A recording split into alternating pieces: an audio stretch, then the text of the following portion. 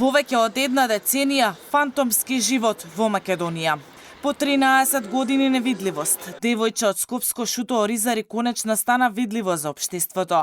Незините, мајка и баба, повеќе од 10 години се борат со, како што велат, неажурноста на институциите, за нивното чедо да добие извод од матичната книга на родени.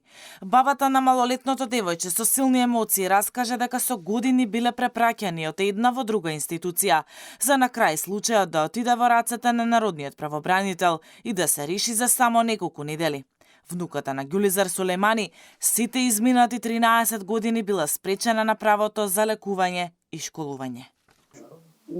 Многу ми беше тешко, плачев да учи школа, плачев.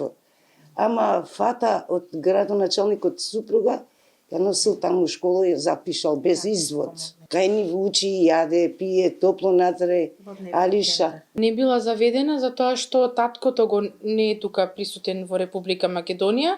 Таткото е некаде во странските држави, значи немаат никаков контакт ниту со мајката, ниту со девојчето. Мајката пробала да поднесе барање, да се потруди да запишат во управата за матични книги, но наишла на препрека и не можеле да го запишат девојчето.